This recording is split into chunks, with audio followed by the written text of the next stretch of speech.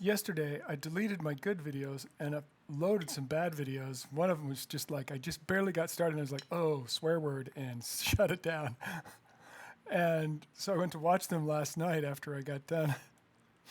I was up in my room, watching on the big screen and saw those and deleted them. Gosh. So I'm going to record them again today. But another thing that was funny is because of those videos I watched, all of a sudden I started getting inundated with YouTube videos of drummers, really good drummers, teaching the first 5 drum fills you should know. And so they're like, check it out. It's very basic. And then they start playing. It's like,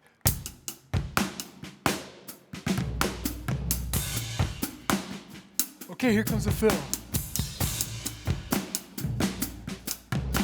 Here we go.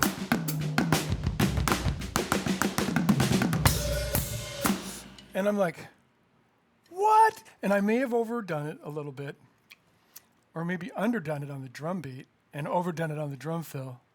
But it really weirded me out. Like, these guys are like strictly YouTube teachers. I've never had someone, an adult or child, come in before them and they're like, check this out, try to learn this. I think they learned drums like when they were such an early age, they don't even remember how they learned the basics, Chip and Dan Heath wrote this book, Made to Stick, and they talk about the curse of knowledge, how like being an expert at something makes it impossible to communicate with people who are just starting out. With that in mind, I have had my face very red thousands of times when I'm become embarrassed that I've said a bunch of things that no one in the room can understand.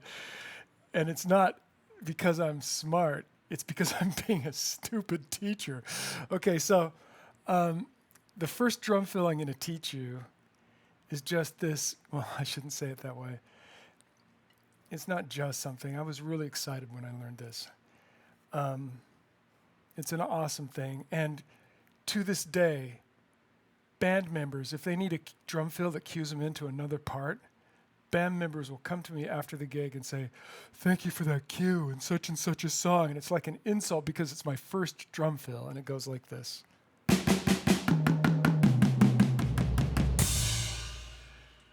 And the band's like, oh, I knew right where to come in.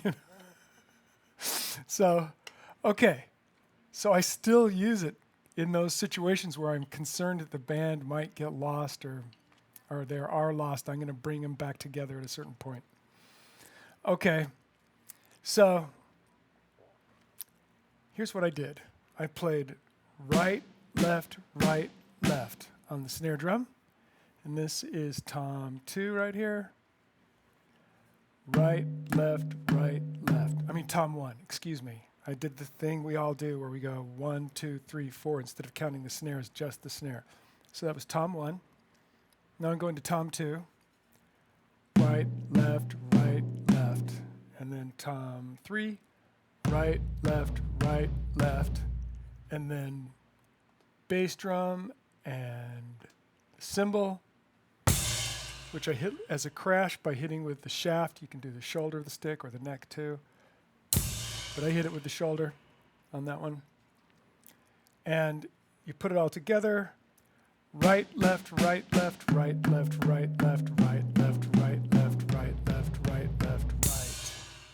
And bass drum at the same time you hit the cymbal. Okay. So, what if we go the opposite direction? So we start with the left hand. Left, right. Tom 2, right, tom 1, left, right, snare, right, left, crash. So, that's the concept. I just want to show you something important. When you're playing those last 4 tom 3s, right, left, all students have a tendency to go like this. Right, left. And so they're stuck down here for wherever they're going next on the drum set. In this case, it's the crash, so they have to go, uh. But if you go right, left, you're up here in a position of superiority, looking down on your friend, the cymbal you're going to crash on. Now, it's good when you buy a ride cymbal to get a crash ride. If you want a dedicated ride cymbal with that dedicated ride cymbal sound, more of a pingy sound, you can get another crash beside it, a crash beside it, and maybe up a little.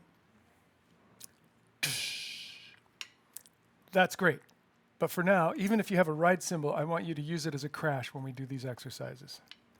Going back the other way, the same thing happens, only this time it'll be on the snare, on the last 4 notes. Left, right, left, right. Everyone seems to go left, right, oops, not that way. Left, right, no, sorry. Left, there it is. Right, left, right. Whew. So it looks like this. Instead of. Okay, so just remember, you want to be in a position of superiority before you go after that cymbal. Or you want to get there on the way. And not all done. Oops, started with the wrong hand there. All done. Oh, afterthought. Okay. So, with that in mind, and me staring at my picture, thinking I'm staring at you, I need a picture of you on my camera or something. Okay. Okay, so with that in mind, let's start learning about counting 16th notes. So when you count 8th notes, that's 8 notes, 8 counts, and then you start over again. So 1 and 2 and 3 and 4 and is 8 counts. 1 and 2 and 3 and 4 and, okay? And then it just starts over again. Well, those ands, 1 and 2 and 3 and 4 and, are exactly between the numbers. Exactly between the numbers and the ands and the numbers are the e's and the does. So if we have 8th notes like we play on the hi-hat when we do our beats, 1 and 2 and 3 and 4 and, that's going to be the hi-hat part of every basic drum beat I teach you. Okay, you can put numbers in between, exactly in between. 1 and 2 and 3 and 4 and 1 and 2 and 3 and 4 and 1. Hear how these are exactly between? 4 and 1 and 2 and 3 and 4 and 1 and 2 and 3 and 4 and. Well, these notes in between are called E's and U's. I also like to call the U's does because it's got this 1 E and da, 2 E and da, 3 E and da, 4 E and da. I like that. Da, da, da, da. 1 E and da, 2 E and da. Okay. So when you go fast though, 1 E and a 2 E and a 3 E and a 4 E and a is harder than 1 E and a 2 E and a 3 E and a 4 E and a. So you'll hear me using both, and now you know why. Okay, so let's check this out. 1 and 2 and 3 and 4 and 1 E and 2 E and 3 E and 4 E and 1 E and 2 E and 3 E and 4 E and 1 E and 2 E. All right, I hope you're doing that with me, just for the fun of it. Okay, so we're going around the drum set. We're counting 1 E and 2 E and 3 E and 4 E and 1. And when you're going the opposite direction, 1 E and 2 E and 3 E and 4 E and 1. All right, so let's do that together. We'll go slow. Ready and play E and 1 E and 2 E and 3 E and 4 E and 1 E and 2 E and 3 E and 4 E and left 1 E and 2 E and 3 E and 4 E and 1. Okay, almost to the end of the explainer video. So now if we take out one of those notes, we have a system that we've just established for which hand plays when. So if I take out the E's and U's and I'm going to the right, you'll hear 1 and 2 and it's just right, 3 and 4 and 1. Now let's go through it and just do the lefts. We're going to hit 1 though when we get here. So 1 E and 2 E and 3 E and 4 E and 1. Now when we're going back the other way,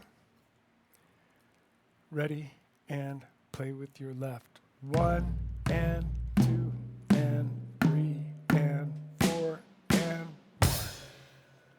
If we do the E's and U's, it'll be with your right hand. 1 E and 2 E and 3 E and 4 E and 1. And you crash with your left at the end. Okay. So if we just do 1 E and, 2 E and, 3 E and, 4 E and, it'll sound like this. It'll be going to the right, it'll be 1 E and, 2 E and, right, left, right, right, left, right. You just don't put in the duh, which is the left. 1 E and you just cut that last one.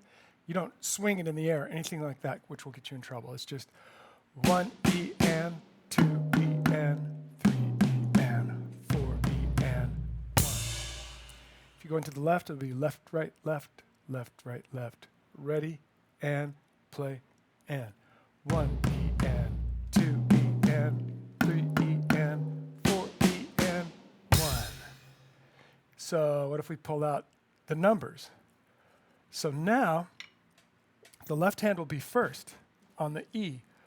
1 E, like that. We're going to take out the numbers, so we'll just be playing the E and 1 E and 2 E and 3 E and 4 E and 1. And it's the opposite going the other direction. It's right, left, right. Okay.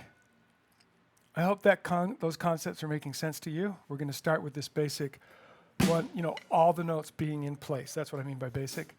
All 16 16ths. 1 E and 2 E and 3 E and 4 E and 1. All right. So let's just say 1 E and a 2 E and a together as a little duet, okay? We'll go all the way to 4 and start over again. This is just to help you with your fluency. I said going flip, flip, flip.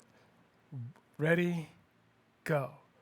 1 E and 2 E and 3 E and 4 E and 1 E and 2 E and 3 E and 4 E and 1 E and 2 E and 3 E and 4 E and 1 E and 2 E and 3 E and 4 E and okay. Rewind and do that again if you want. If it wasn't easy for you or you couldn't keep up, just do that a few more times. And then move on to the next video, which will be first drum fill, something like this title. I haven't made up the title yet, I guess. Your very first drum fill, 2 of 5. Okay, this is 1 of 5. Yeah, 2 of, wait. Yes, 2 of 5. Okay, bye. Thank you.